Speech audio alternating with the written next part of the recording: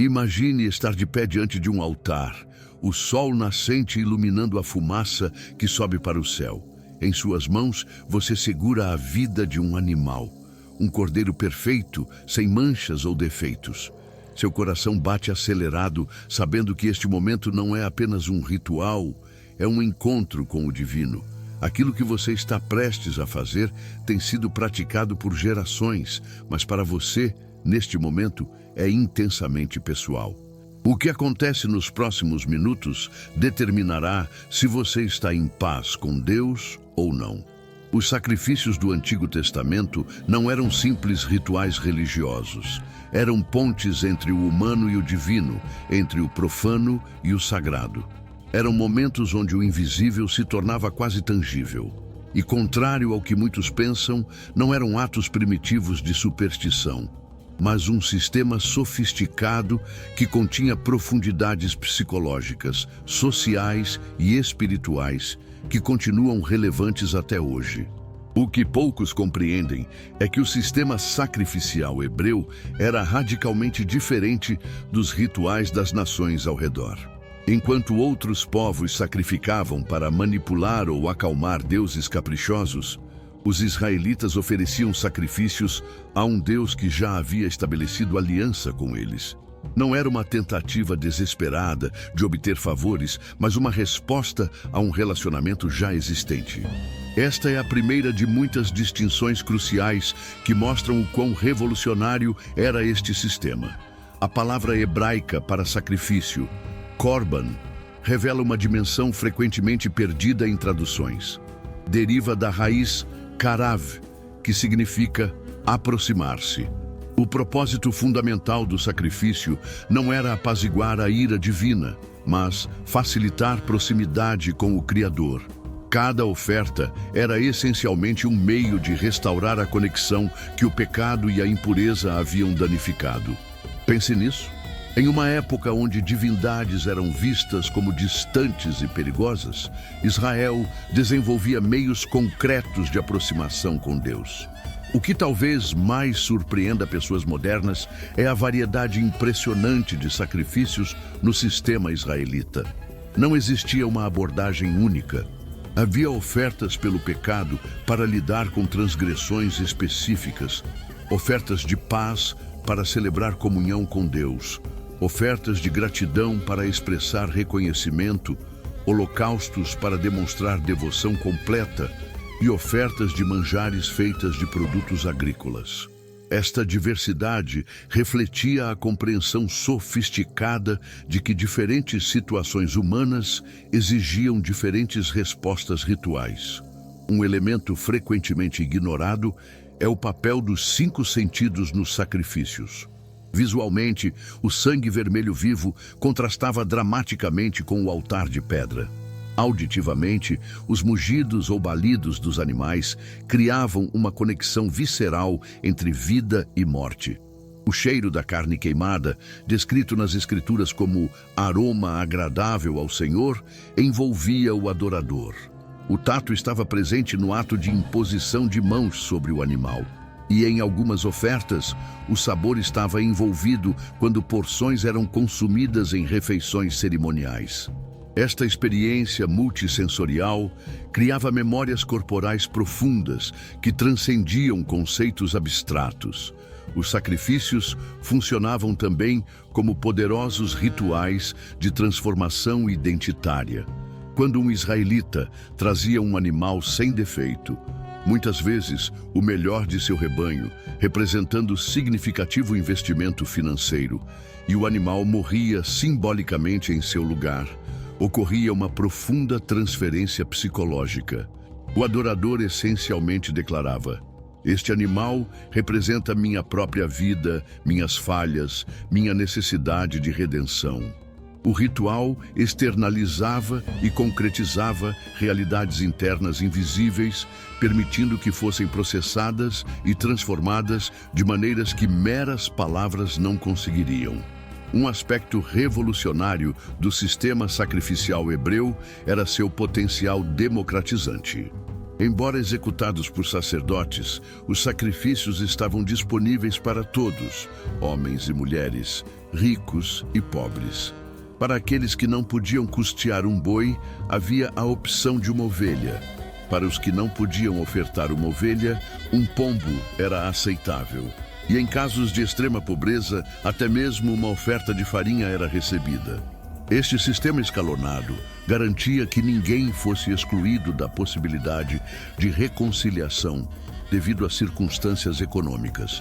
Um conceito notavelmente avançado para sociedades antigas, onde acesso ao divino era frequentemente um privilégio de elites. Os textos bíblicos apresentam detalhes técnicos extraordinariamente específicos sobre como cada tipo de sacrifício deveria ser executado. As instruções meticulosas sobre qual animal usar, onde posicionar as mãos, como manipular o sangue, quais porções queimar e quais consumir, não eram meros detalhes cerimoniais. Elas criavam um sistema ritual preciso, onde cada elemento carregava significado simbólico. A mensagem implícita era clara. A aproximação com o divino não era casual ou improvisada, mas seguia padrões específicos, como uma linguagem sagrada cujas regras precisavam ser respeitadas.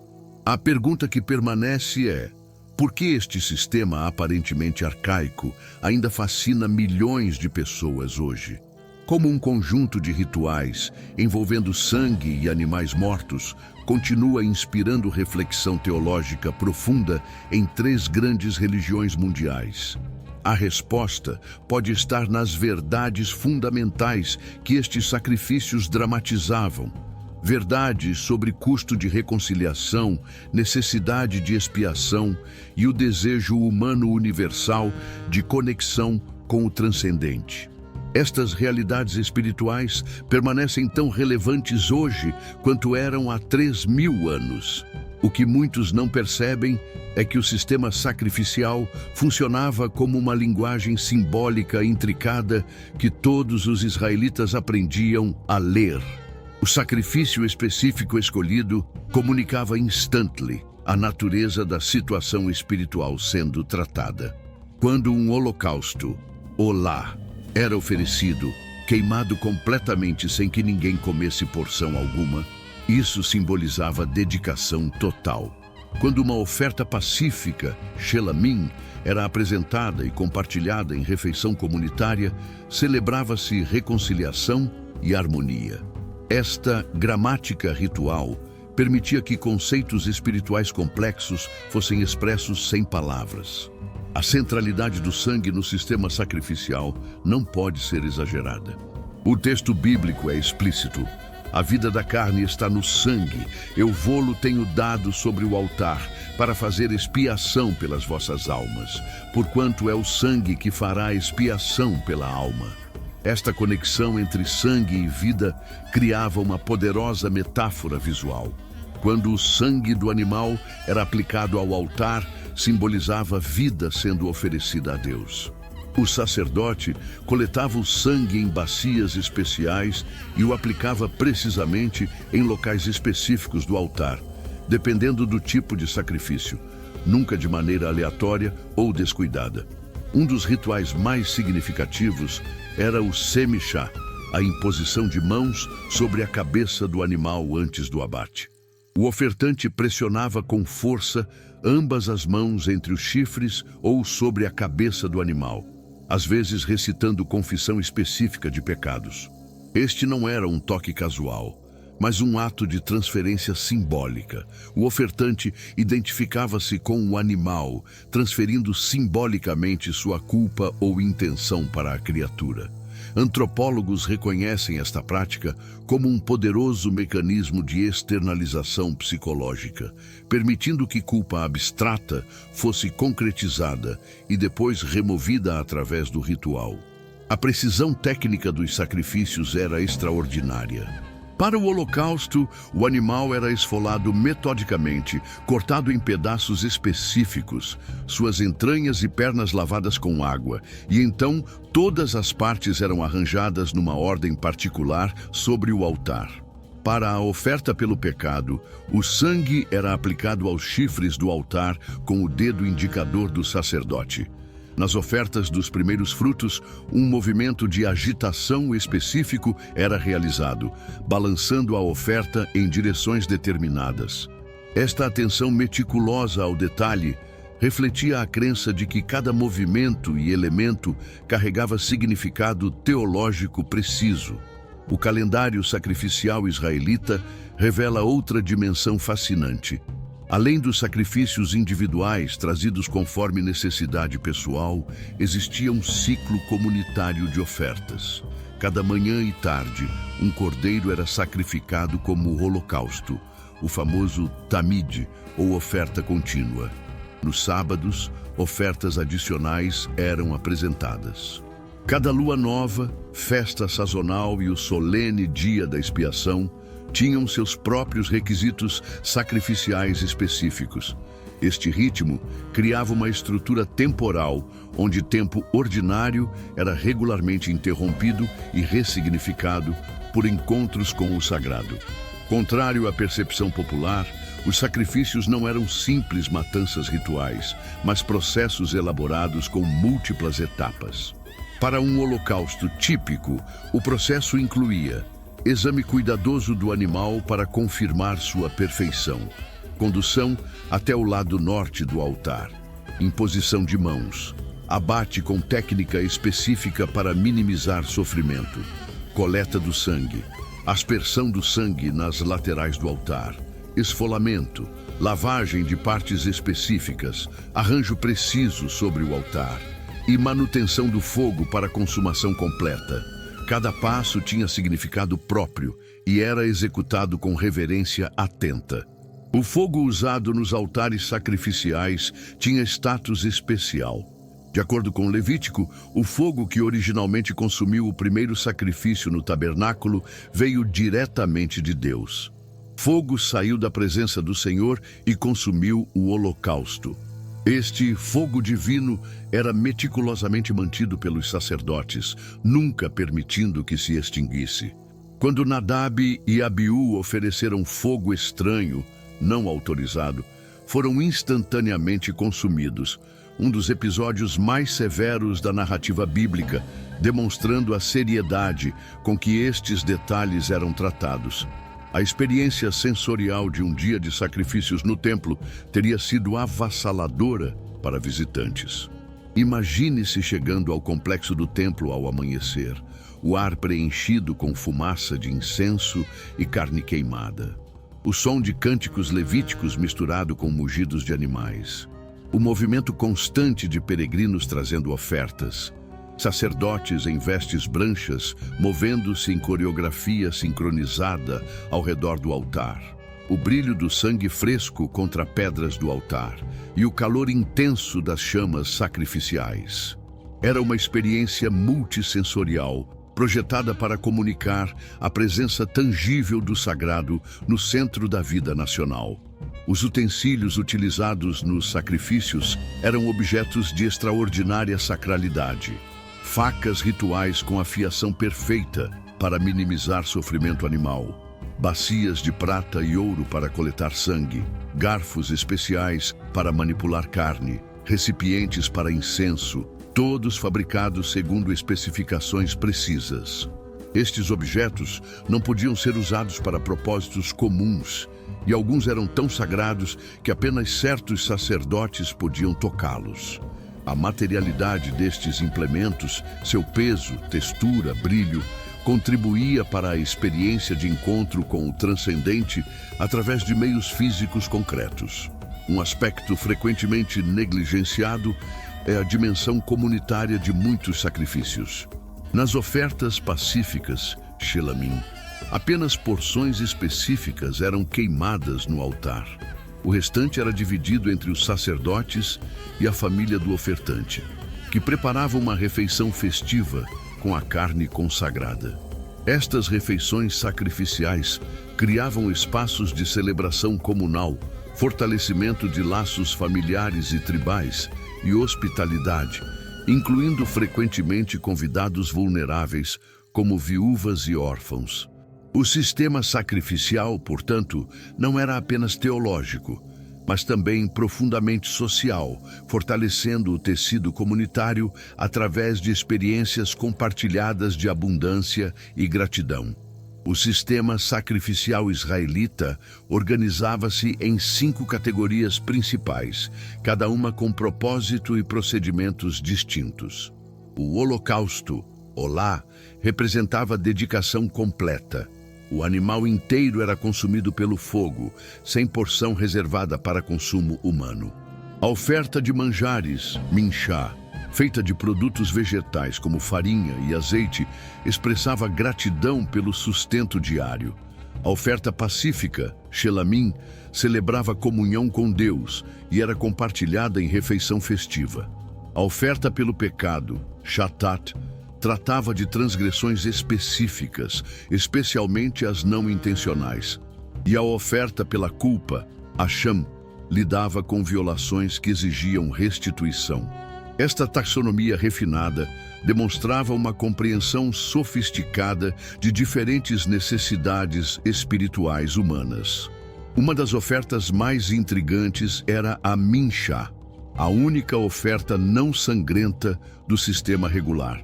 Consistindo primariamente de farinha fina, misturada com azeite e incenso, representava o fruto do trabalho humano transformado em oferta. Uma peculiaridade fascinante. Embora a maioria fosse assada sem fermento, uma exceção notável aparecia na festa de Pentecostes, quando pães fermentados eram especificamente requisitados.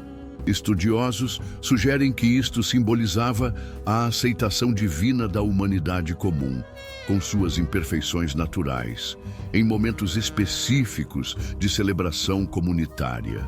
O procedimento para a oferta pelo pecado, Shatá, revela nuances psicológicas profundas. Quando um israelita comum pecava, trazia uma cabra ou cordeiro. Um líder trazia um bode. E um sacerdote ou a comunidade inteira oferecia um novilho. O valor do animal correspondia à responsabilidade da pessoa. Após o abate, o sangue recebia tratamento especial. Para pecados individuais, era aplicado aos chifres do altar de bronze. Para pecados coletivos, era levado para dentro do santuário e aspergido 7 vezes diante do véu. Esta gradação espacial, quão profundamente o sangue penetrava no espaço sagrado, refletia a gravidade da ofensa e o alcance da contaminação espiritual. Poucos percebem a complexidade do papel sacerdotal nos sacrifícios. Cada movimento seguia coreografia precisa transmitida através de gerações. Para o holocausto, o sacerdote posicionava-se no lado norte do altar. Recebia o sangue em bacias específicas, aspergia-o em padrão circular na base do altar e supervisionava a disposição exata das partes do animal sobre o fogo. Para certas ofertas pelo pecado, o sacerdote aplicava o sangue com seu dedo indicador direito exatamente 7 vezes em locais determinados. Esta precisão não era mero formalismo, mas expressava visualmente a convicção de que encontros com o divino seguiam padrões ordenados, não caos imprevisível. Um elemento surpreendentemente central era o sal. Levítico 2:13 declara: "Não deixarás faltar à tua oferta de manjares o sal da aliança do teu Deus. Com todas as tuas ofertas oferecerás sal." Esta substância era tão essencial que os sacerdotes mantinham uma câmara do sal específica no templo. Simbolicamente, o sal representava preservação e permanência. Por isso a expressão aliança de sal indicava um pacto perpétuo. Em contraste, fermento e mel eram geralmente proibidos nas ofertas queimadas. O primeiro simbolizando corrupção, o segundo representando excessiva doçura natural, que poderia desviar o foco da transcendência para o prazer sensorial. Os sacrifícios não eram apenas para transgressões morais, mas também para restauração de pureza ritual após certas condições físicas. Após o parto, uma mulher oferecia um cordeiro e um pombo, ou 2 pombos se fosse pobre. Pessoas curadas de doenças de pele traziam ofertas específicas como parte de sua reintegração comunitária. Emissões corporais diversas exigiam purificação ritual, que frequentemente culminava em sacrifícios. Este aspecto do sistema demonstra uma visão integrada, onde bem-estar físico, status social e condição espiritual eram compreendidos como interligados, sem a dicotomia corpo-espírito que caracterizaria filosofias posteriores. O dia da expiação, Yom Kippur, apresentava o ritual mais dramático do calendário litúrgico. Neste único dia anual, o sumo sacerdote entrava no Santo dos Santos, o espaço mais sagrado, normalmente inacessível.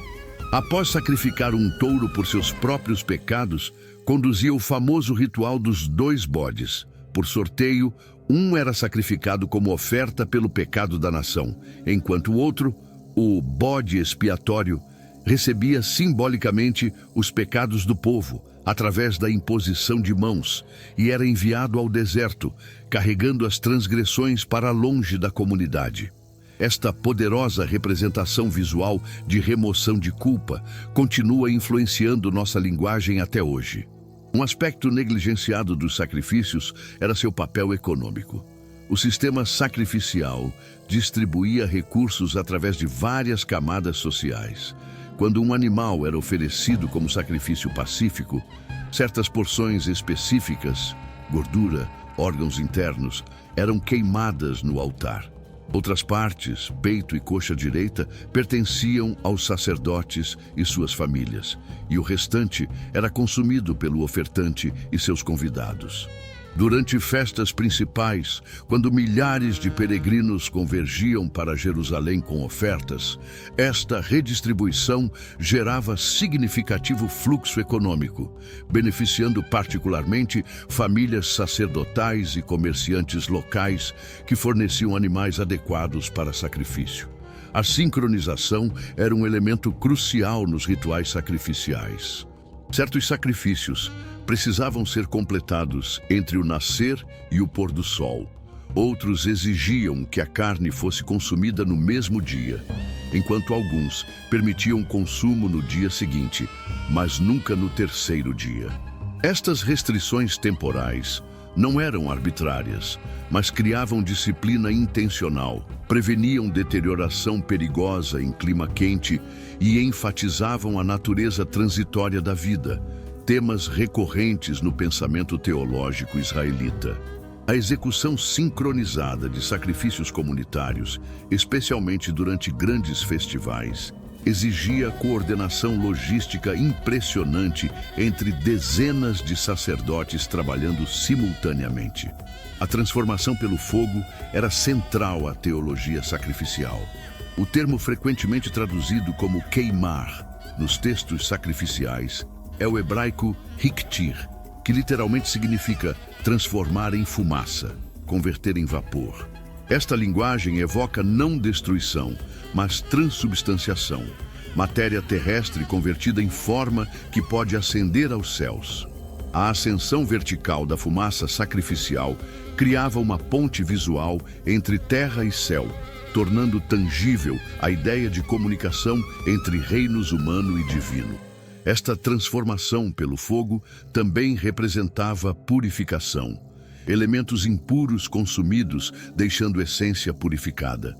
As 3 grandes festas anuais de peregrinação, Páscoa, Pentecostes e Tabernáculos, transformavam Jerusalém em um epicentro sacrificial de escala impressionante. Durante a Páscoa, cada família abatia um cordeiro dentro de um período de apenas poucas horas. Historiadores estimam que dezenas de milhares de cordeiros eram sacrificados simultaneamente, exigindo uma logística extraordinária. O historiador Joséfo registra que durante uma Páscoa no primeiro século, mais de 250 mil cordeiros foram abatidos.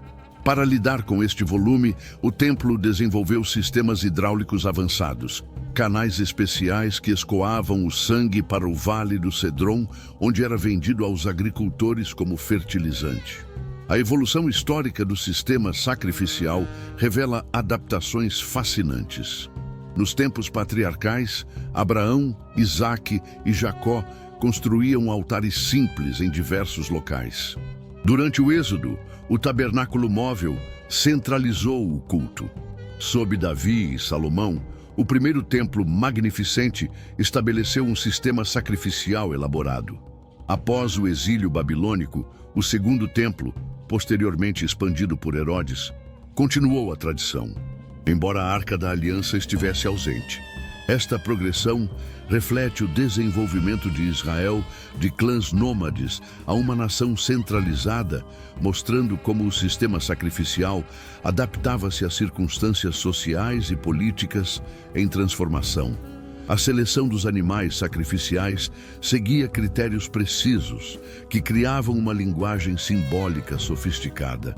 Animais domésticos, não selvagens, eram requeridos, simbolizando submissão voluntária ao invés de captura forçada. A perfeição física era essencial. Qualquer defeito desqualificava o animal. Um novilho ou touro, animal de maior valor, representava ofertas de maior gravidade ou importância comunitária. Ovelhas e cabras, de valor intermediário, serviam para a maioria das ofertas individuais. Aves, pombas ou rolinhas permitiam que pessoas pobres participassem do sistema. Esta gradação econômica comunicava que reconciliação estava disponível para todos, independente de status social. Um aspecto frequentemente negligenciado é a sofisticada infraestrutura necessária para sustentar o sistema sacrificial. O templo de Herodes incluía enormes estábulos subterrâneos, sistemas de abastecimento de água para limpeza constante, rampas específicas para conduzir diferentes tipos de animais, áreas designadas para inspeção de animais quanto a defeitos, câmaras para sal, farinha e outros componentes sacrificiais, depósitos para utensílios rituais e um sistema elaborado de drenagem para lidar com sangue e outros fluidos. Era essencialmente uma instalação industrial sagrada, operando com eficiência surpreendente para processar milhares de sacrifícios diariamente. O simbolismo cromático no sistema sacrificial era meticulosamente orquestrado. O vermelho vivo do sangue contrastava dramaticamente com o branco das vestes sacerdotais e o dourado do altar de incenso. A fumaça cinza azulada dos sacrifícios ascendia contra o céu azul. Nas ofertas de manjares, a farinha branca era misturada com azeite dourado e incenso branco. Nas vestes do sumo sacerdote, pedras preciosas coloridas representavam as 12 tribos. Esta rica paleta visual não era meramente decorativa, mas comunicava conceitos teológicos através de linguagem não verbal, pureza, vida, transcendência e distinção entre categorias sagradas. Entre as ofertas mais enigmáticas estava o sacrifício da novilha vermelha, descrito em Números 19. Uma novilha perfeitamente vermelha, sem defeito e nunca submetida a julgo, era completamente queimada fora do acampamento. Suas cinzas eram então misturadas com água para criar a água da purificação, usada para limpar pessoas que haviam tocado cadáveres. A raridade de animais inteiramente vermelhos tornava esta oferta extremamente valiosa. Tradições judaicas posteriores afirmam que apenas 9 novilhas vermelhas foram sacrificadas em toda a história bíblica, tornando-a o mais raro e misterioso dos rituais. A dimensão acústica dos sacrifícios criava uma paisagem sonora complexa. Os mugidos e balidos dos animais misturavam-se com cânticos levíticos em modos musicais específicos para cada ocasião. Trombetas de prata soavam em momentos precisos do ritual. O som do sangue sendo esparramado na base do altar, o crepitar do fogo consumindo ofertas e as vozes dos sacerdotes recitando bênçãos criavam uma sinfonia ritual. Durante grandes festivais, o volume sonoro era tão intenso que, segundo textos antigos, não se podia ouvir a voz de uma pessoa falando em Jerusalém, devido ao som combinado de milhares de peregrinos e seus sacrifícios. O conceito de substituição penal era central para a teologia sacrificial. Quando o ofertante colocava as mãos sobre o animal e confessava pecados, ocorria uma transferência simbólica de culpa. O animal morria no lugar do pecador. Esta ideia de substituição vicária, um inocente sofrendo pelo culpado, estabeleceu um padrão teológico que permearia tradições religiosas posteriores. Importantes para entender este conceito são as palavras do profeta Isaías sobre o servo sofredor, que foi ferido pelas nossas transgressões e moído pelas nossas iniquidades. Uma linguagem claramente derivada do sistema sacrificial que seria posteriormente aplicada em interpretações cristãs. Um aspecto pouco discutido era o treinamento especializado necessário para sacerdotes que realizavam sacrifícios. Eles aprendiam técnicas específicas de abate ritual que minimizavam o sofrimento animal. A faca devia ter perfeição absoluta, sem mínimas imperfeições que pudessem causar dor desnecessária. Dominavam a anatomia animal para identificar precisamente quais órgãos deveriam ser removidos e oferecidos. Conheciam os sinais de doenças ou defeitos que desqualificariam um animal. Este conhecimento técnico era transmitido através de aprendizado prático de geração a geração, criando uma classe de especialistas rituais cujas habilidades combinavam precisão cirúrgica com reverência religiosa. Os resíduos sacrificiais eram tratados com surpreendente sofisticação logística. Peles de animais tornavam-se propriedade dos sacerdotes, frequentemente vendidas a artesãos de couro para criar pergaminhos ou vestimentas. Cinzas do altar eram periodicamente removidas, seguindo procedimentos específicos e depositadas em local designado. Partes não utilizadas de certos sacrifícios pelo pecado eram levadas fora do acampamento, posteriormente fora dos muros da cidade, para serem queimadas em local ritualmente apropriado. Nada era desperdiçado, e cada elemento, mesmo resíduos, mantinha status especial que exigia tratamento apropriado. Esta gestão meticulosa de materiais sagrados refletia a convicção de que santidade permeava mesmo os aspectos aparentemente mundanos do sistema. Nem todos os sacrifícios envolviam derramamento de sangue. O incenso, particularmente, ocupava posição central no sistema ritual. Feito com uma receita precisa de 4 ervas aromáticas básicas, estoraque, ônica, gálbano e olíbano puro, e mais ingredientes secundários, sua composição exata era tão sagrada que replicá-la para uso pessoal resultava em exclusão da comunidade. Cada manhã e entardecer, o sacerdote designado por sorteio entrava sozinho no lugar santo para oferecer incenso no altar dourado. A fumaça ascendente simbolizava orações subindo aos céus, uma metáfora tão poderosa que persiste no imaginário religioso até hoje. Durante o dia da expiação, o sumo sacerdote carregava um incensório especial ao entrar no Santo dos Santos, criando uma nuvem aromática que simultaneamente simbolizava e velava a presença divina. Os profetas mantinham relação paradoxal com o sistema sacrificial. Por um lado, criticavam duramente rituais vazios desconectados de justiça social. Acaso tenho prazer no sacrifício de milhares de carneiros em 10.000 ribeiros de azeite? Perguntava Miqueias. Isaías declarava que sacrifícios sem retidão eram abomináveis.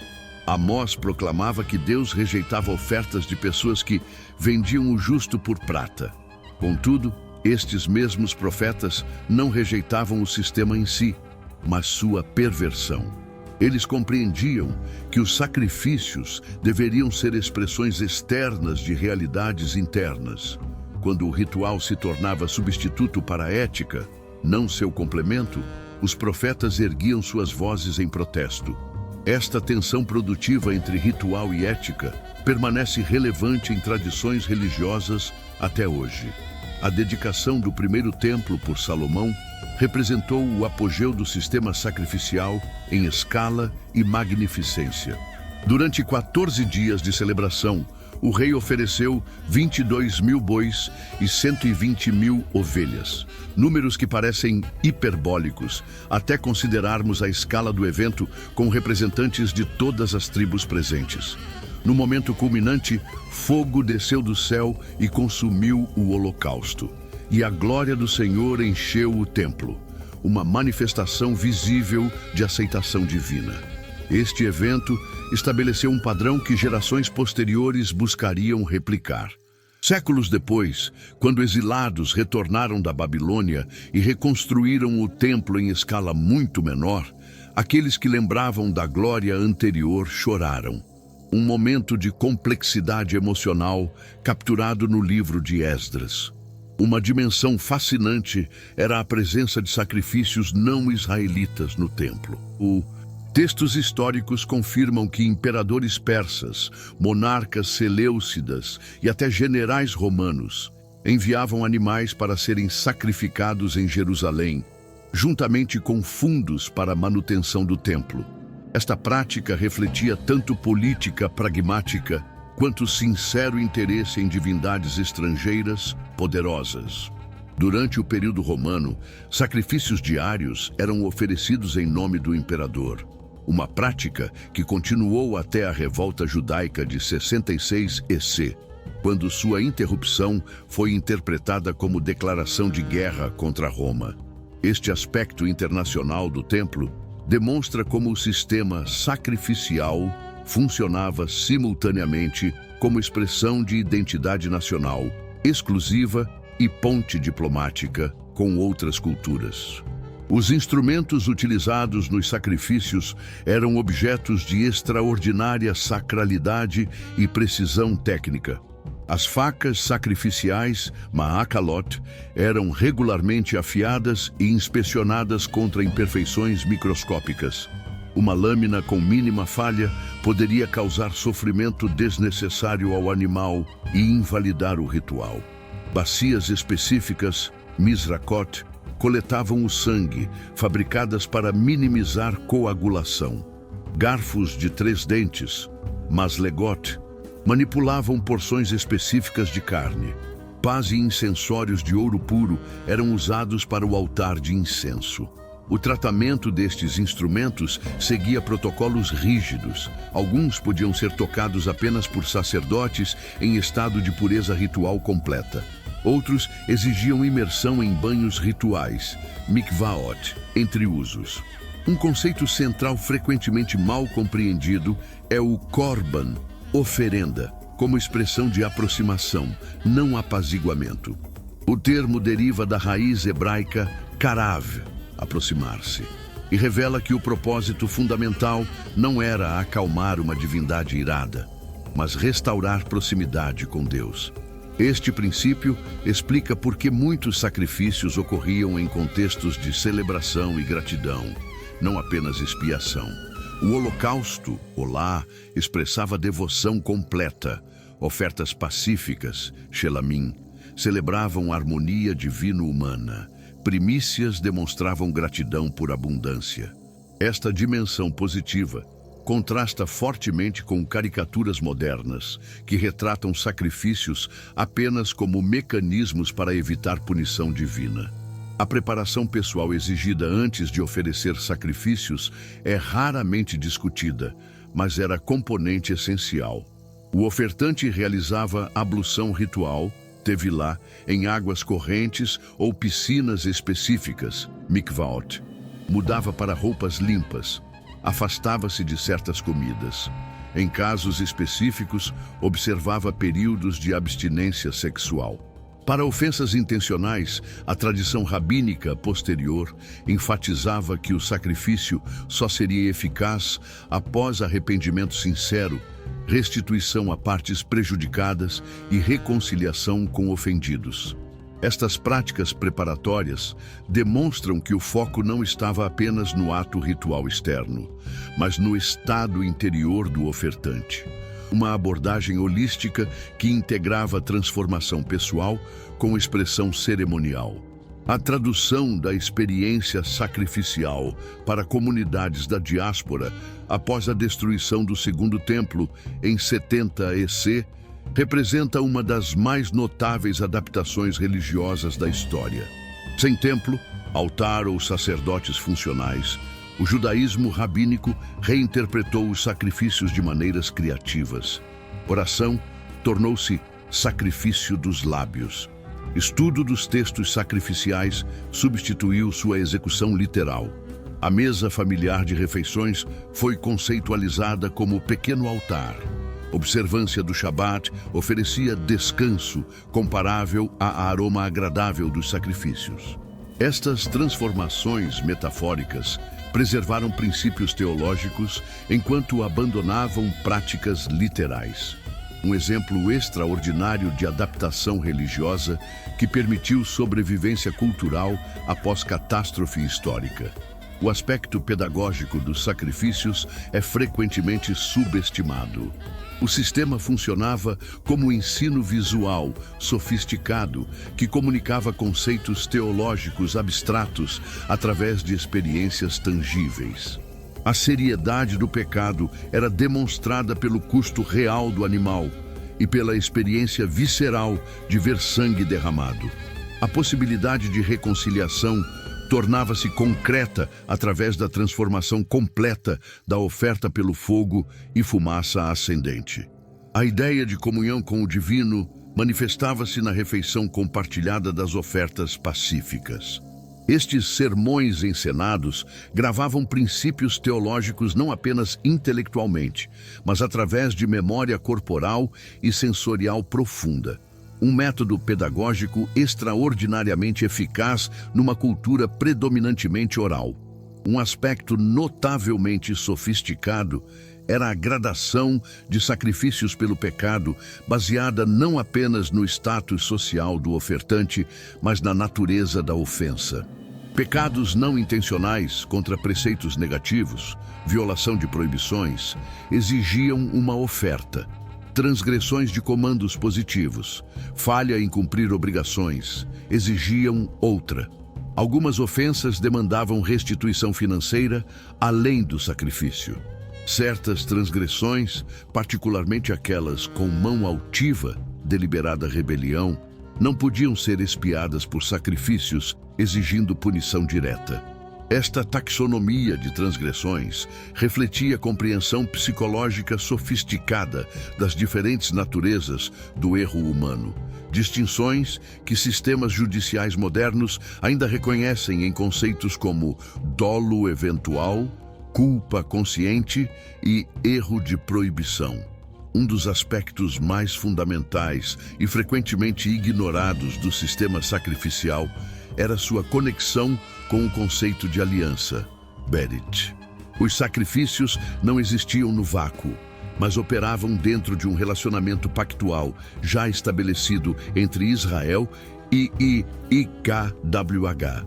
A palavra hebraica para fazer aliança, Karat Berit, literalmente significa cortar uma aliança, referindo-se ao ato de cortar animais como parte da cerimônia de estabelecimento do pacto. Em Gênesis 15, animais cortados ao meio formam um corredor pelo qual passa uma tocha fumegante, simbolizando a presença divina, ratificando a aliança com Abraão. Esta associação entre sangue derramado e compromissos solenes estabeleceu o fundamento para todo o sistema sacrificial posterior. O sangue não apenas purificava, mas também selava e renovava o relacionamento pactual. Os períodos de interrupção sacrificial revelam momentos dramáticos da história israelita. Durante a profanação do templo por Antíoco Epifânio, 167 AEC, o sacrifício contínuo, Tamid, foi suspenso e um altar a Zeus erguido sobre o altar de holocaustos, uma abominação que desencadeou a revolta macabaica. A subsequente reconsagração do altar e restauração dos sacrifícios são comemoradas até hoje na festa de Hanukkah. Séculos antes, o rei Acaz havia fechado as portas do templo, interrompendo o culto oficial durante seu reinado idólatra. Seu filho Ezequias, posteriormente, purificou o templo e restaurou os sacrifícios em uma dramática cerimônia de 8 dias. Estes ciclos de interrupção e restauração sacrificial frequentemente marcavam momentos pivotais de crise e renovação nacional na narrativa bíblica. Escavações arqueológicas oferecem vislumbres fascinantes de práticas sacrificiais reais. Em Tel Dan, no norte de Israel, arqueólogos descobriram um complexo ritual do século IX AEC, com altar de pedras não talhadas exatamente nas dimensões prescritas biblicamente.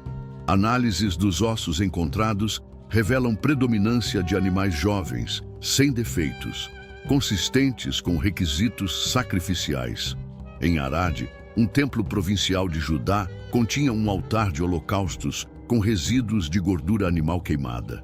Mais surpreendentemente, inscrições em cacos de cerâmica, ostraca, encontrados em diversos sítios, mencionam ofertas específicas, entrega de animais para sacrifício e até registros administrativos de distribuição de porções sacrificiais para sacerdotes, corroborando detalhes específicos da legislação ritual bíblica.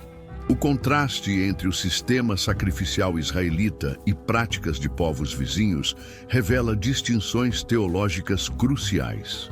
Em cultos mesopotâmicos, sacrifícios eram literalmente considerados alimento dos deuses, com a crença de que divindades fisicamente consumiam oferendas.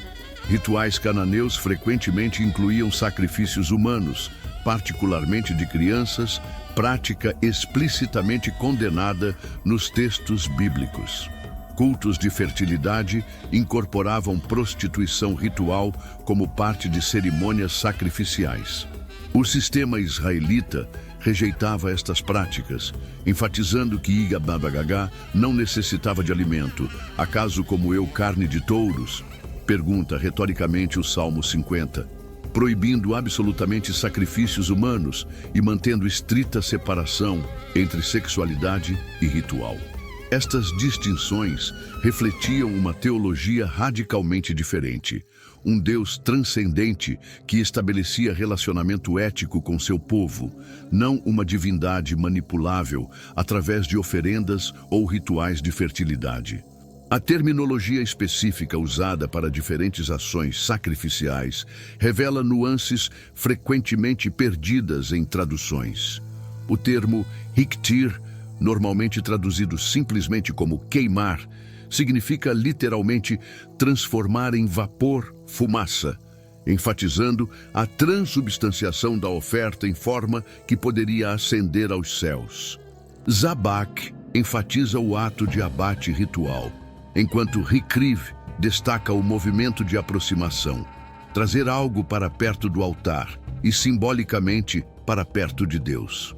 Estas distinções linguísticas refletem compreensão sofisticada de diferentes aspectos do processo sacrificial, cada um carregando significado teológico específico. A própria riqueza vocabular indica o desenvolvimento de um sistema conceitual refinado em torno destas práticas. Um fenômeno pouco discutido é como sacrifícios funcionavam como marcadores de tempo, estabelecendo ritmos cotidianos, semanais e sazonais para a comunidade. O dia começava e terminava com o Tamid, o sacrifício contínuo oferecido ao amanhecer e entardecer. Sábados eram demarcados por ofertas adicionais específicas. Luas novas recebiam sacrifícios particulares que sinalizavam o início do mês. Cada estação tinha festivais com conjuntos elaborados de ofertas próprias. Esta sacralização temporal criava o que antropólogos chamam de tempo ritual, distinto do tempo cronológico ordinário. Os sacrifícios tornavam-se assim não apenas eventos dentro do tempo, mas estruturadores do próprio tempo, sincronizando a comunidade em ritmos compartilhados, centrados em encontros regulares com o sagrado. A dimensão econômica do sistema sacrificial era substancial e muitas vezes subestimada. No auge do período do Segundo Templo, historiadores estimam que aproximadamente um quinto da economia de Jerusalém estava diretamente conectada ao sistema templário. Criadores especializados forneciam animais sem defeito a preços premium. Fazendas específicas cultivavam grãos, azeitonas e incenso para ofertas. Milhares de sacerdotes e levitas recebiam sustento através de porções sacrificiais designadas. Artesãos produziam utensílios rituais especializados. Durante festivais de peregrinação, a população de Jerusalém triplicava, gerando demanda por hospedagem, alimentação e serviços. Esta economia templária criava interdependência entre diferentes setores sociais e regiões geográficas, o que explica parcialmente o devastador impacto econômico da destruição do templo em 70 EC. O sistema sacrificial também servia como mecanismo de assistência social sofisticado. Certas partes das ofertas pacíficas deveriam ser compartilhadas com o levita, o estrangeiro, o órfão e a viúva.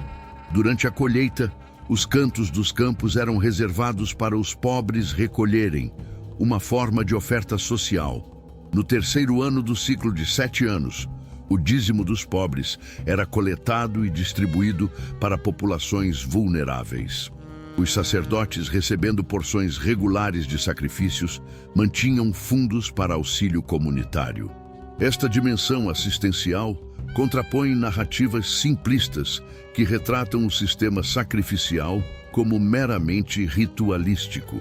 Ele integrava preocupações espirituais com responsabilidade social concreta, refletindo a convicção de que relacionamento adequado com Deus necessariamente manifestava-se em cuidado com os vulneráveis. Um aspecto psicologicamente sofisticado era como diferentes sacrifícios respondiam a diversas necessidades emocionais e espirituais. Para momentos de celebração e gratidão, as ofertas pacíficas, Shelamim, e de gratidão, toda H, proporcionavam estrutura ritual para a expressão de alegria comunitária. Para experiências de transgressão e culpa, as ofertas pelo pecado, Shatat, e pela culpa, Asham, ofereciam mecanismos concretos de reparação e reconciliação. Para compromissos voluntários, ofertas de voto, Neder, permitiam expressão tangível de devoção. Esta diversidade demonstra a compreensão refinada dos complexos estados internos humanos e da necessidade de exteriorizá-los através de ações simbólicas apropriadas. Um princípio reconhecido por psicólogos modernos que valorizam a importância de rituais para processamento emocional saudável. O pão da proposição, Lechem Hapanim, literalmente pão da face presença, representava um dos elementos mais enigmáticos do sistema sacrificial. 12 pães frescos eram colocados cada sábado em mesa de ouro puro no lugar santo, representando as 12 tribos perpetuamente na presença divina. Os pães da semana anterior eram consumidos pelos sacerdotes em estado de pureza ritual. Diferente de outras culturas onde alimentos eram oferecidos para alimentar divindades, estes pães nunca eram apresentados como refeição para Deus. Ao invés disso, simbolizavam a provisão divina para Israel, o pão, e a constante atenção de Deus para seu povo, a face presença. A mesa, sempre preparada, visualizava conceitos abstratos de aliança contínua e reciprocidade entre divino e humano. Um símbolo permanente que complementava os sacrifícios temporários do altar externo. O dia da expiação, Yom Kippur, representava o ápice do sistema sacrificial, com rituais de complexidade e solenidade incomparáveis. A preparação do sumo sacerdote começava 7 dias antes, quando se mudava para uma câmara especial no templo para evitar qualquer contaminação acidental. Na véspera, permanecia acordado toda a noite, estudando os detalhes do ritual. No dia, realizava 5 imersões rituais completas e 10 lavagens de mãos e pés, trocando de vestimentas específicas entre diferentes partes da cerimônia. O elemento mais dramático ocorria quando entrava no Santo dos Santos, o único dia do ano em que qualquer mortal podia fazê-lo, carregando incenso cuja fumaça cobria o propiciatório.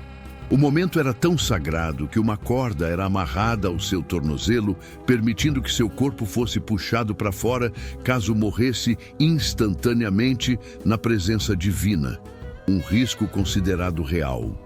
Esta cerimônia representa provavelmente o ritual mais elaborado e teologicamente denso de todo o sistema bíblico. A interação entre os conceitos de sacrifício e impureza ritual revela sofisticação teológica surpreendente. No pensamento israelita, impureza, tumá, não equivalia simplesmente à sujeira física ou imoralidade. Era uma espécie de anti-santidade que podia contaminar pessoas, objetos e espaços. Certas condições naturais, como parto, emissões corporais, doenças de pele, geravam estados de impureza que exigiam purificação através de água, tempo e frequentemente sacrifícios específicos. O fascinante é que estes estados não eram considerados pecaminosos, eram parte natural da condição humana. Esta distinção demonstra compreensão notavelmente nuançada. Algumas impurezas resultavam de transgressões morais, outras de processos naturais inevitáveis. O sistema sacrificial respondia diferentemente a cada categoria, reconhecendo a complexidade da experiência humana entre os polos do sagrado e profano. Os salmos oferecem uma janela extraordinária para a experiência interior do sistema sacrificial.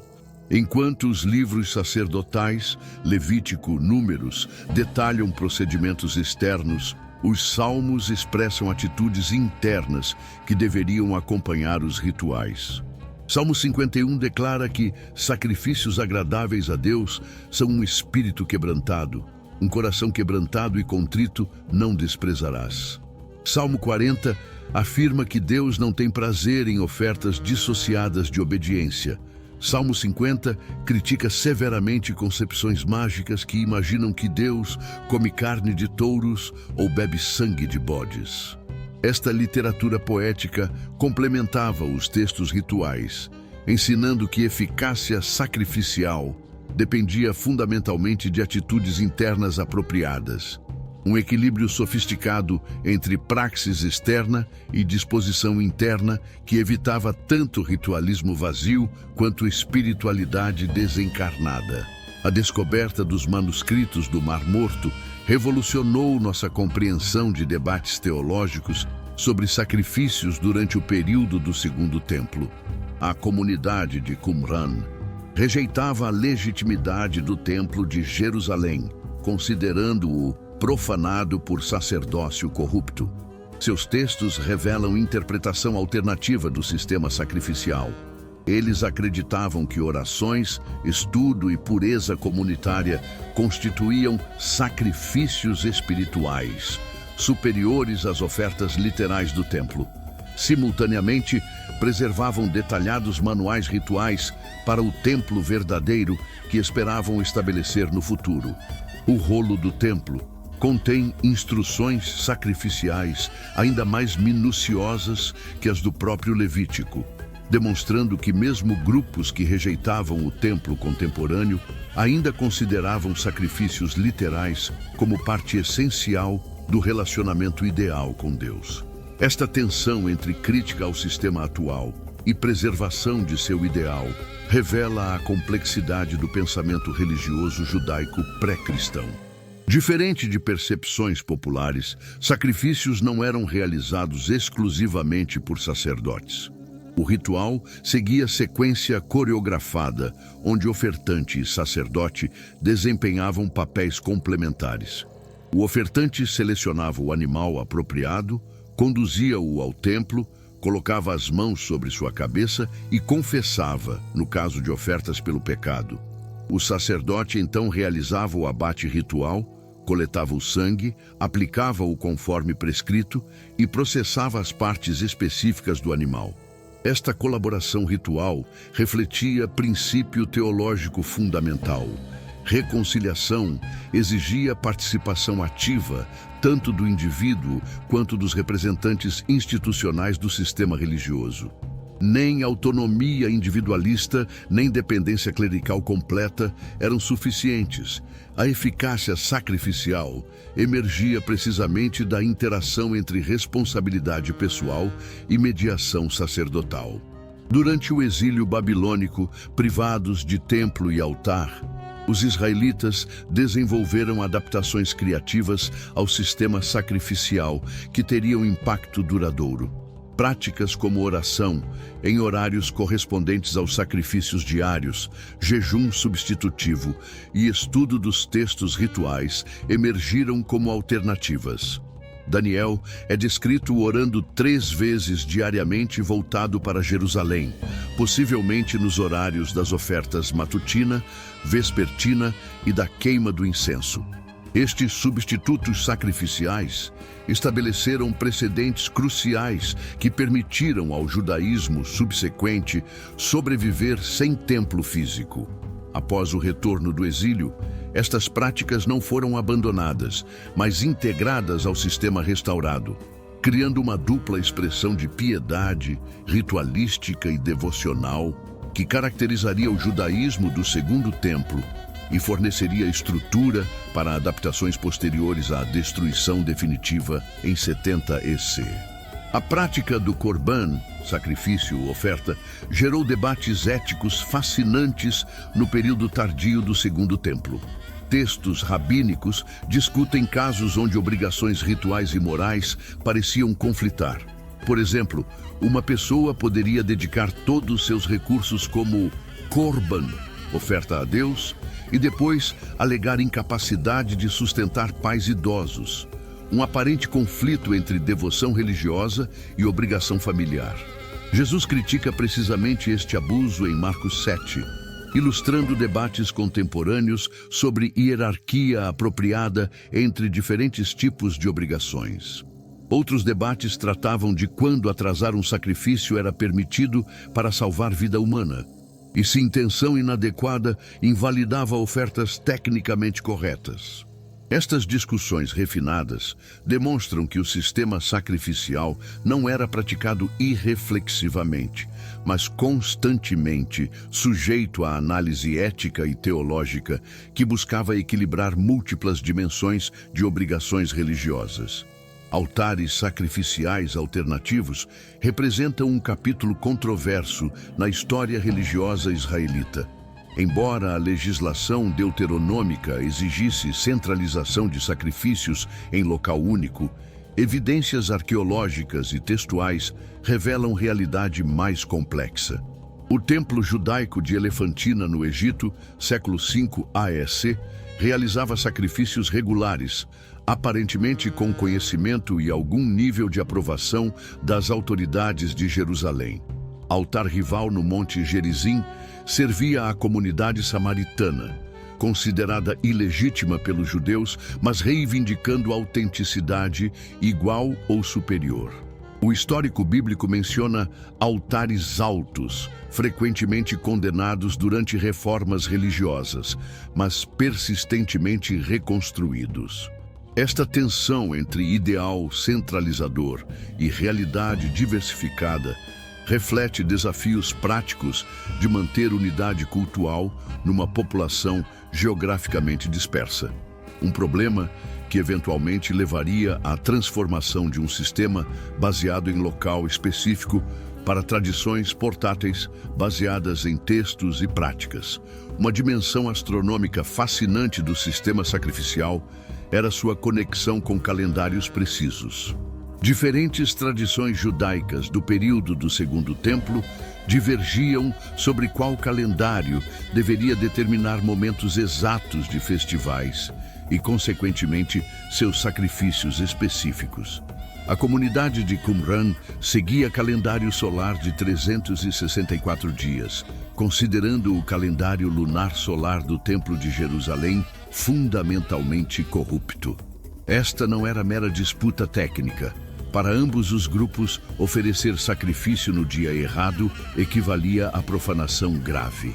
Registros históricos mencionam confrontos violentos entre facções, defendendo diferentes cálculos calendáricos. Esta insistência em precisão temporal absoluta reflete convicção teológica profunda. O sistema sacrificial não apenas simbolizava a ordem cósmica, mas participava dela através de sincronização precisa entre ações humanas e padrões celestiais, conectando microcosmo ritual e macrocosmo astronômico. O status legal das ofertas votivas, sacrifícios prometidos voluntariamente, gerou um corpo jurídico sofisticado que reflete princípios contratuais avançados. Uma vez prometido, um sacrifício tornava-se obrigação legalmente vinculante. Quando fizeres um voto a Deus, não tardes em cumpri-lo. Entretanto, textos rabínicos desenvolveram nuances consideráveis. Votos feitos sob coerção podiam ser anulados. Promessas ambíguas eram interpretadas minimamente. Certos sacrifícios substitutivos eram permitidos em circunstâncias específicas. O fascinante é que muitos princípios desenvolvidos para gerenciar estas obrigações sacrificiais formaram posteriormente a base do direito contratual rabínico, demonstrando como o sistema ritual não apenas expressava conceitos teológicos, mas também catalisava desenvolvimento jurídico sofisticado que transcenderia eventualmente seu contexto original. A interpretação messiânica dos sacrifícios desenvolveu-se gradualmente durante o período do Segundo Templo. Textos como Isaías 53, descrevendo um servo sofredor que como cordeiro foi levado ao matadouro e carregou os pecados de muitos, começaram a ser interpretados em alguns círculos como prefigurando uma figura redentora futura. O fascinante é como esta interpretação evoluiu. Inicialmente, a imagem sacrificial aplicava-se coletivamente a Israel como nação sofredora. Progressivamente, correntes interpretativas começaram a personificá-la em uma figura messiânica individual. Manuscritos de Qumran já mostram esta tendência com textos descrevendo um mestre de justiça, cujo sofrimento teria valor expiatório. Esta evolução conceitual preparou o terreno para a interpretação cristã posterior, onde Jesus seria compreendido como cumprimento definitivo e ultimativo do sistema sacrificial inteiro. Um aspecto sanitário notável do sistema sacrificial era sua função como sistema de inspeção de carnes, surpreendentemente avançado. Sacerdotes eram treinados para identificar dezenas de condições que tornavam animais impróprios para sacrifício e consumo. Muitas destas condições correspondem a doenças reconhecidas pela medicina veterinária moderna. Animais com órgãos internos anormais, lesões pulmonares ou hepáticas específicas, ou certos tipos de crescimentos eram rejeitados como imperfeitos. Após o abate, inspecionavam-se os órgãos internos, e qualquer anormalidade desqualificava o animal. Esta inspeção religiosa funcionava simultaneamente como sistema de segurança alimentar, protegendo a população contra consumo de carne de animais doentes. Um benefício prático significativo numa era pré-científica, embora este não fosse o propósito primário declarado do sistema. Durante o período rabínico inicial, após a destruição do templo, desenvolveu-se um princípio extraordinariamente influente. Agora, nossas orações substituem nossos sacrifícios. As orações diárias foram estruturadas em paralelo direto com os sacrifícios. A oração matutina, Shacharit, correspondia ao sacrifício matinal, a vespertina, Minchá, ao sacrifício da tarde, a noturna, Ma'ariv, à queima das porções sacrificiais durante a noite. Textos descrevendo procedimentos sacrificiais foram incorporados à liturgia regular. O líder da sinagoga era chamado Shalia Tzibur, emissário da congregação, paralelo ao sacerdote que representava o povo perante Deus. Esta transformação de ritual físico em prática verbal representa uma das adaptações religiosas mais criativas e influentes da história, permitindo que o judaísmo preservasse conceitualmente seu sistema central, enquanto o reinventava completamente na prática. A conexão entre profecias escatológicas e sacrifícios revela tensões interpretativas fascinantes. Ezequiel, capítulos 40 e 48, apresenta a visão detalhada de um templo futuro com sistema sacrificial restaurado. Malaquias profetiza que, em cada lugar, se oferecerá ao meu nome incenso e uma oferta pura.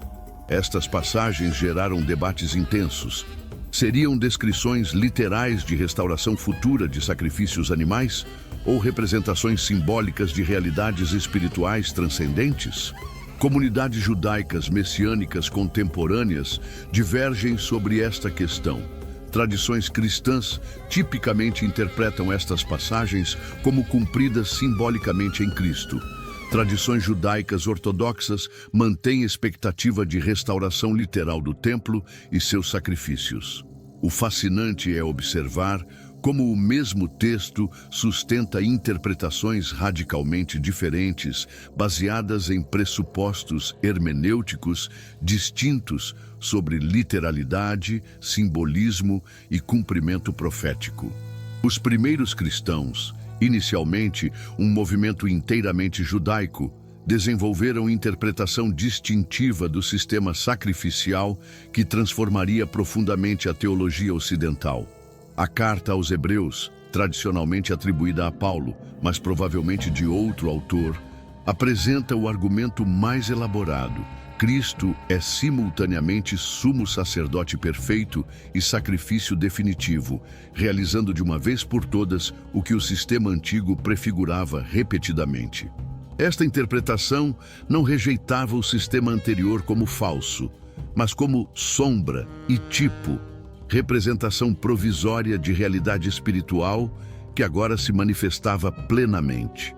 O fascinante é que esta interpretação utilizava precisamente as categorias conceituais desenvolvidas dentro do sistema sacrificial: substituição, expiação, aspersão de sangue, mediação sacerdotal, para argumentar sua própria transcendência. Foi uma transformação teológica que preservava a estrutura conceitual enquanto declarava seu cumprimento definitivo. Uma dimensão psicológica sofisticada do sistema sacrificial era seu tratamento de culpa coletiva e responsabilidade comunitária. Quando todo o povo pecava inadvertidamente, um novilho específico era oferecido pela comunidade inteira. Quando a terra era contaminada por assassinato não resolvido, a cerimônia da novilha vermelha, Eglah Arufá, provia resolução ritual. O dia da expiação abordava explicitamente pecados conhecidos e desconhecidos de toda a nação. Estes rituais reconheciam realidade sociológica de falhas sistêmicas e culpabilidade coletiva. Conceitos que sociedades modernas individualistas frequentemente lutam para processar adequadamente. O sistema fornecia mecanismos para comunidades reconhecerem responsabilidade compartilhada e buscarem reconciliação coletiva, uma função que muitas sociedades contemporâneas buscam reconstruir através de comissões de verdade e reconciliação após traumas históricos. A dimensão estética dos sacrifícios é raramente discutida, mas era componente essencial da experiência. O templo herodiano, onde ocorria a maioria dos sacrifícios tardios, era considerado uma das maravilhas arquitetônicas do mundo antigo. Joséfo descreve sua fachada coberta de ouro que brilhava tão intensamente ao sol nascente que observadores precisavam desviar o olhar. Relatos antigos descrevem a harmonia perfeita dos coros levíticos, acompanhando momentos sacrificiais específicos. O aroma combinado de incenso, cedro queimado e ofertas consumidas criava uma paisagem olfativa distintiva.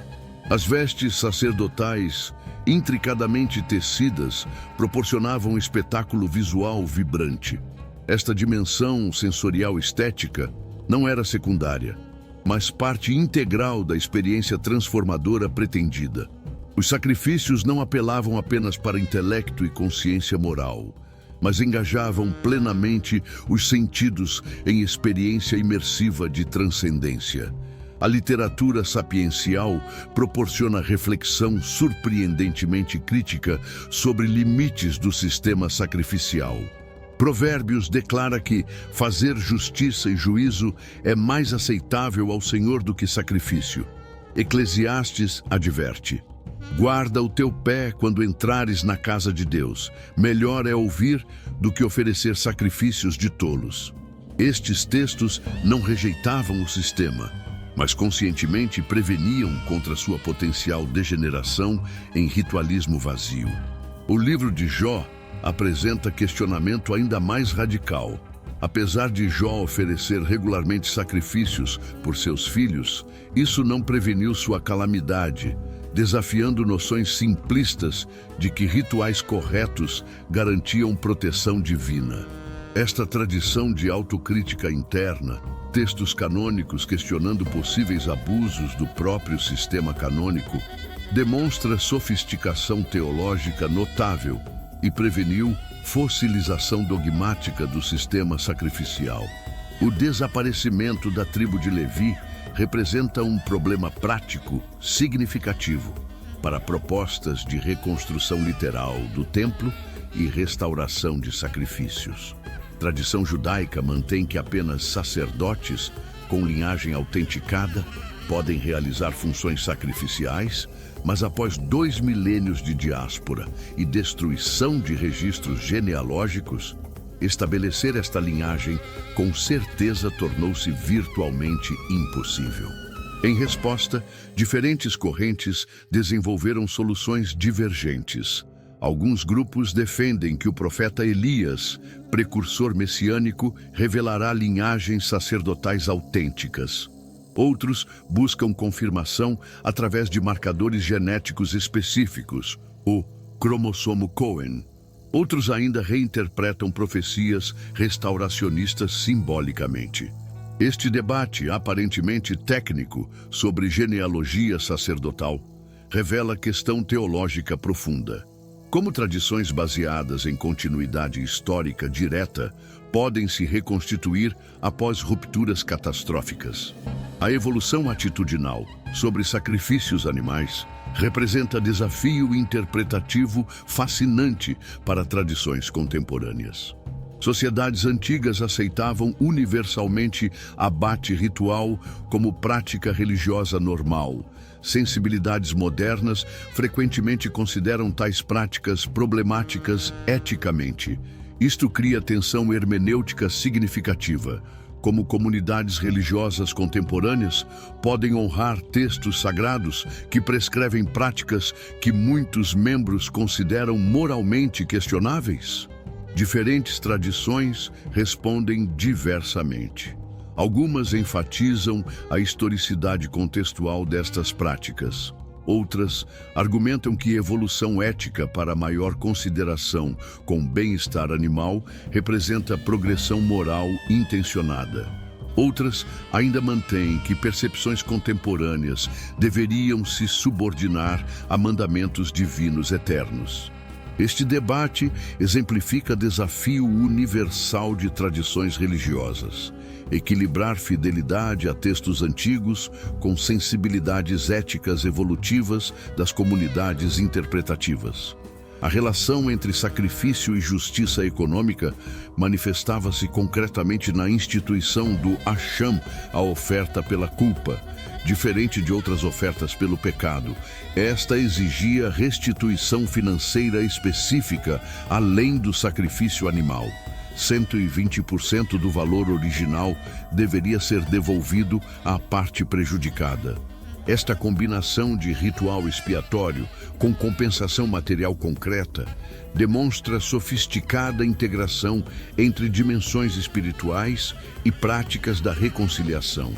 Notavelmente, se a pessoa prejudicada havia falecido sem herdeiros, a restituição era feita ao sacerdote, estabelecendo o princípio de que débitos morais não desapareciam simplesmente pela impossibilidade de pagamento direto.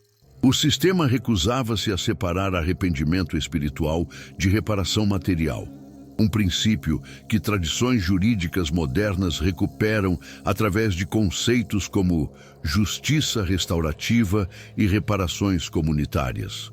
O simbolismo específico de diferentes animais sacrificiais constituía linguagem teológica sofisticada. Touros, símbolos de força e liderança, eram frequentemente prescritos para pecados de líderes ou da comunidade inteira. Ovelhas, conhecidas por docilidade e tendência a seguir, apareciam em ofertas relacionadas à purificação e submissão. Bodes, associados à independência e ocasionalmente rebeldia, figuravam proeminentemente em rituais de expiação pelo pecado. Pombas, símbolos de inocência e gentileza, eram permitidas para os economicamente vulneráveis e situações de restauração de pureza. Esta correspondência entre características animais e contextos sacrificiais específicos demonstra como o sistema funcionava como linguagem simbólica complexa, comunicando nuances teológicas através da própria seleção do animal, uma semiótica ritual que transcendia barreiras linguísticas e educacionais. Os sacrifícios marcavam transições fundamentais no ciclo de vida. Após nascimento, a mãe oferecia sacrifício de purificação que simultaneamente celebrava nova vida e reintegrava-a na comunidade cultural. Quando jovens atingiam maioridade, frequentemente ofereciam sacrifícios voluntários, marcando sua nova responsabilidade religiosa. Casamentos incluíam ofertas de gratidão. Antes de viagens perigosas, viajantes realizavam votos condicionais, prometendo ofertas específicas caso retornassem em segurança. Após recuperação de doenças graves, sacrifícios de ação de graças eram apresentados. Esta integração de momentos biográficos significativos com expressão ritual comunitária proporcionava estrutura psicológica para processar transições importantes. O sistema sacrificial funcionava assim, como infraestrutura ritual que sustentava indivíduos através de transformações identitárias e limiares existenciais, função que muitas sociedades contemporâneas buscam recuperar através de cerimônias seculares substitutivas. A influência do sistema sacrificial hebreu nas tradições abraâmicas posteriores é profunda e multifacetada. No cristianismo, cada elemento da Eucaristia, comunhão, foi conceitualizado através de linguagem sacrificial.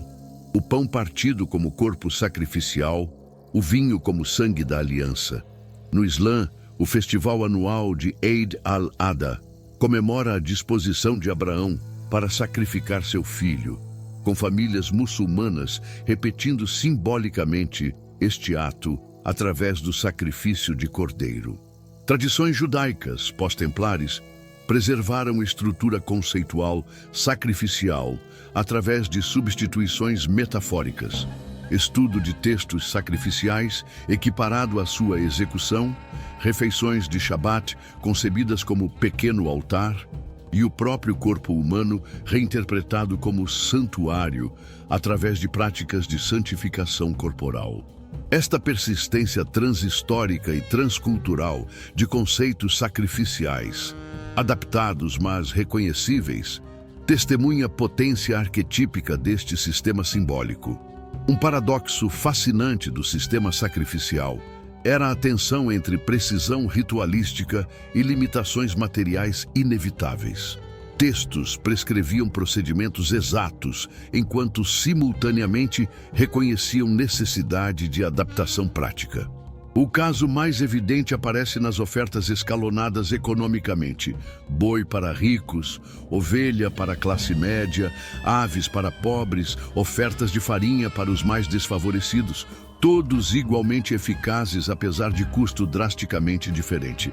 Similarmente, quando sacrifícios de purificação após parto especificavam cordeiro e pombo, adicionavam a cláusula: se não tiver recursos suficientes para um cordeiro, tomará 2 rolinhas ou 2 pombinhos.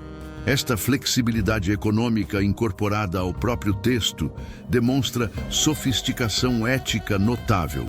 Manter ideal de precisão ritual, enquanto simultaneamente garantindo acessibilidade universal, recusando transformar relacionamento com Deus em privilégio econômico. O tratamento ritual do sangue sacrificial revela conceitos fundamentais sobre natureza da vida. A declaração "a vida da carne está no sangue" estabelecia conexão explícita entre fluido vital e força vital, conceito que aproximava-se surpreendentemente de compreensão biológica moderna. A proibição absoluta de consumo sanguíneo: não comereis sangue de nenhuma carne, porque a vida de toda carne é o seu sangue, estabelecia distinção ética crucial. Enquanto carne animal podia ser consumida, sua vida, representada pelo sangue, pertencia exclusivamente a Deus. Esta proibição aplicava-se não apenas em contextos sacrificiais, mas em todas as situações cotidianas. Até mesmo caçadores em florestas distantes deviam derramar o sangue e cobri-lo com terra. O fascinante é como este conceito equilibrava a permissão para uso animal, consumo de carne, com limitação ética, respeito pela vida representada pelo sangue, uma posição intermediária que nem sacralizava completamente, nem instrumentalizava totalmente os animais. Um dos aspectos mais profundamente existenciais do sistema sacrificial era sua função como pedagogia da finitude. Quando um israelita trazia animal sem defeito, frequentemente o melhor de seu rebanho, fruto de cuidado e investimento, e observava sua morte ritual, confrontava-se visceralmente com realidade de mortalidade e custo da reconciliação. O ritual tornava tangível o princípio de que interrupção do relacionamento com a fonte da vida tinha consequências reais, observáveis, custosas.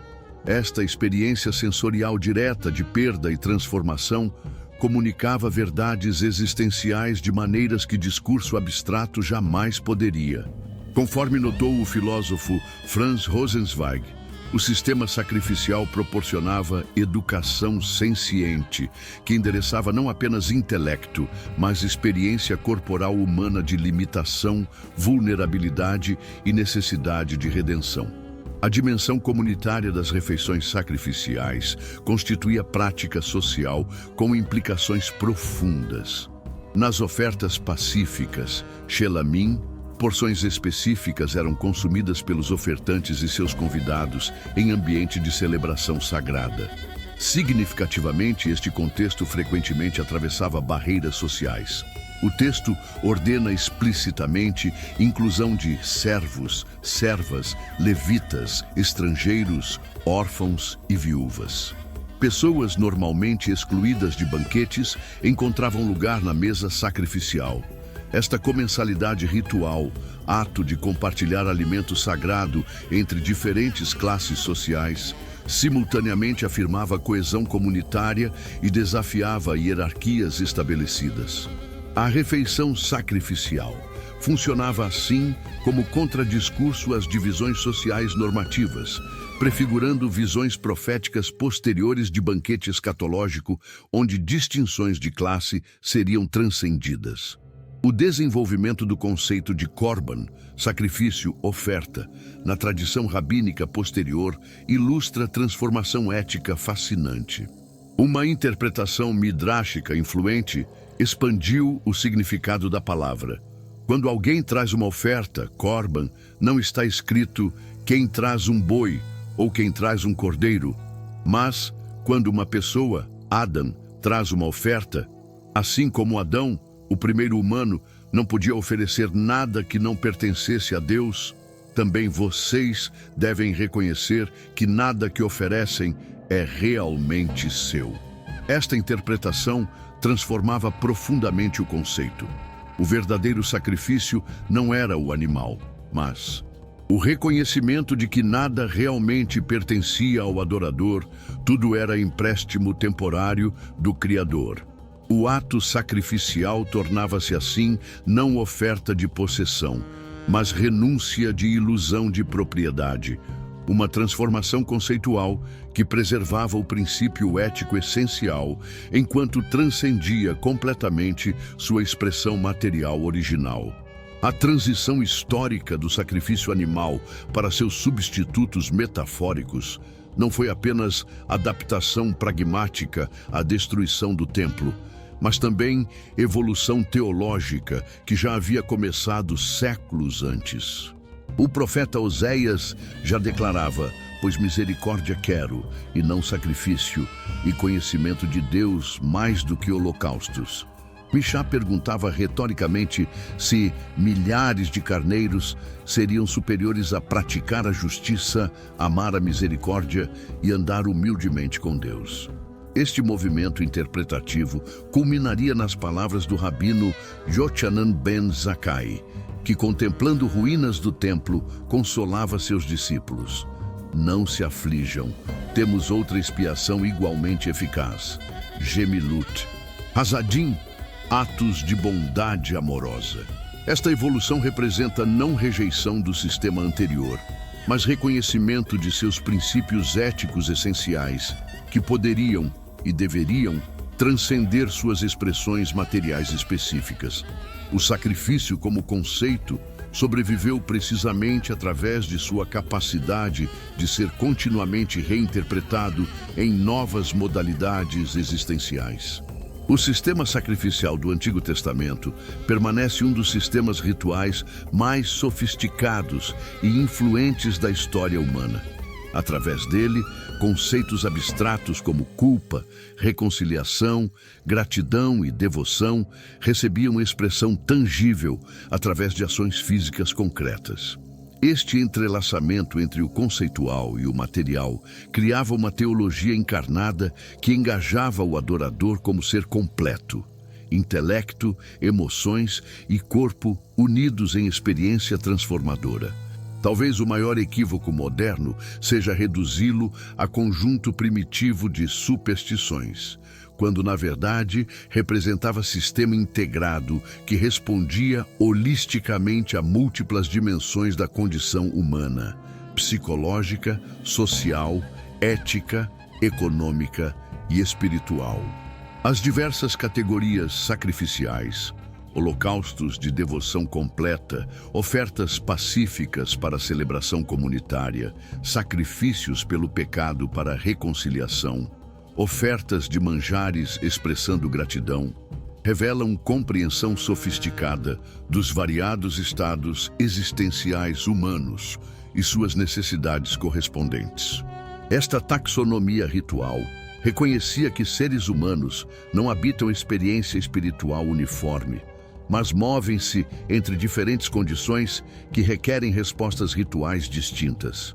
Nas palavras do erudito Jacob Milgrom, o sistema sacrificial israelita criou gramática ritual extraordinariamente nuançada que permitia a expressão de toda a gama de relacionamentos entre humanos e divino. Um vocabulário simbólico, cujos ecos persistem nas linguagens religiosas contemporâneas. A tensão profética com o sistema sacrificial nunca foi rejeição do ritual em favor de ética abstrata, mas insistência apaixonada em sua integração necessária. Quando Isaías denunciava sacrifícios de mãos cheias de sangue, não atacava o sistema em si, mas sua perversão através de dissociação entre ritual e justiça social. O que os profetas compreenderam profundamente e que permanece lição crucial para tradições religiosas contemporâneas é que ritual sem transformação ética torna-se simulacro vazio, enquanto moralidade sem expressão ritual frequentemente falta estrutura encarnada para sustentá-la. O desafio permanente que emerge desta tensão criativa é desenvolver práticas espirituais que simultaneamente engajem experiência sensorial concreta e catalisem compromisso ético substantivo. A evolução histórica do sistema revela princípio fundamental frequentemente negligenciado. Adaptabilidade não contradiz autenticidade. Da simplicidade patriarcal aos elaborados rituais do templo, da centralização em Jerusalém às adaptações do exílio, da restauração pós-exílica às reinterpretações pós-destruição. O sistema continuamente transformou-se enquanto preservava princípios essenciais. Esta flexibilidade evolutiva oferece paradigma valioso para tradições religiosas contemporâneas, navegando tensões entre fidelidade a fontes antigas e relevância em contextos radicalmente transformados. Como observou o teólogo Abraham Joshua Heschel, tradições vitais não são aquelas que nunca mudam, mas aquelas que transformam-se precisamente para permanecerem fiéis a seus princípios fundamentais em circunstâncias diferentes. O conceito central de substituição sacrificial, inocente, sofrendo pelo culpado, permanece simultaneamente perturbador e profundamente ressonante com a experiência humana. Perturba porque desafia noções simplistas de justiça retributiva direta. Ressoa porque reconhece realidade existencial de que restauração frequentemente exige custo assumido por outrem. Pais sacrificam conforto pessoal pelos filhos. Profissionais de emergência arriscam-se por estranhos. Ativistas aceitam perseguição por causas maiores que si mesmos. O princípio sacrificial de um carregando custo para beneficiar muitos continua operando em diversos contextos modernos, não como imposição arbitrária, mas como expressão de solidariedade profunda que transcende individualismo estrito. O sistema sacrificial antigo articulava visualmente verdade que intuímos. Reconciliação genuína raramente ocorre sem custo significativo assumido por alguém. A dinâmica entre sacerdotes e ofertantes no ritual sacrificial modela equilíbrio notável entre autoridade institucional e agência individual. O ofertante selecionava o animal, impunha mãos, confessava pessoalmente. O sacerdote executava procedimentos técnicos específicos conforme tradição estabelecida. Nem autoritarismo clerical completo, nem individualismo espiritual absoluto, mas interação estruturada entre participação pessoal e mediação comunitária. Esta tensão equilibrada oferece correção valiosa para polarizações contemporâneas entre institucionalismo rígido e espiritualidade totalmente privatizada. Como paradigma relacional, sugere que encontros com o transcendente são simultaneamente profundamente pessoais e fundamentalmente comunitários, mediados através de tradições e práticas que transcendem experiência individual isolada. A multissensorialidade do sistema sacrificial, visão do sangue vermelho contra altar branco, sons de cânticos levíticos e animais, aromas de incenso e carne queimada, tato na imposição de mãos, paladar nas refeições sacrificiais, oferece contraponto provocativo à tendência moderna de reduzir religiosidade a crenças abstratas ou princípios éticos desencarnados. O sistema reconhecia sabedoria profunda, que neurociências contemporâneas agora confirmam. Experiências que engajam múltiplos sentidos criam memórias mais duradouras e impacto transformador mais profundo. Comunidades religiosas contemporâneas, redescobrindo a importância de liturgia encarnada, arte sacra e ritualidade significativa, estão essencialmente recuperando o insight fundamental do sistema sacrificial. Transcendência é encontrada não escapando do físico, mas através dele. A transformação pós-templo de sacrifícios animais em práticas substitutivas, oração, estudo, caridade, atos de bondade, representam um dos pivôs teológicos mais consequentes da história religiosa. Esta reinterpretação radical permitiu preservação de estrutura conceitual fundamental enquanto completamente transcendia suas expressões materiais específicas. Como observou o filósofo Emmanuel Levinas, esta transformação deslocou o foco de oferecimento de algo para oferecimento de si, não objeto externo apresentado a Deus, mas transformação interior do adorador, tornando-se mais compassivo, justo e atento. Este movimento interpretativo demonstra a possibilidade de fidelidade criativa a tradições antigas através de reinterpretações que preservam intenção ética essencial, enquanto adaptam expressões práticas a circunstâncias radicalmente alteradas. A pergunta que permanece para a contemplação contemporânea não é se deveríamos restaurar sacrifícios animais literais, questão relevante apenas para certas comunidades tradicionais específicas, mas que formas de sacrifício significativo nossas vidas e comunidades exigem. O que significaria desenvolver práticas que expressam concretamente princípios essenciais do sistema antigo: reconhecimento de transgressão, desejo de reconciliação, gratidão por abundância e dedicação completa a propósitos transcendentes? Como podemos criar rituais contemporâneos que honram a intuição central do sistema sacrificial? Que transformação espiritual genuína exige mais que sentimentos internos ou crenças abstratas, mas ações concretas que envolvem custo real? Estas não são perguntas meramente acadêmicas, mas existenciais, convidando consideração de como princípios sacrificiais poderiam informar respostas a crises contemporâneas de significado e propósito. O estudo profundo do sistema sacrificial nos desafia a reconhecer tanto sua distância histórica quanto sua relevância surpreendente. Distante em suas especificidades rituais que pertencem a outro mundo cultural, relevante em seus insights sobre natureza humana e busca por reconciliação significativa. Distante em suas expressões materiais específicas, relevante em sua compreensão da necessidade humana por gestos tangíveis que concretizem realidades internas. Distante em sua cosmologia antiga, relevante em seu reconhecimento da interconexão entre dimensões físicas e espirituais da experiência.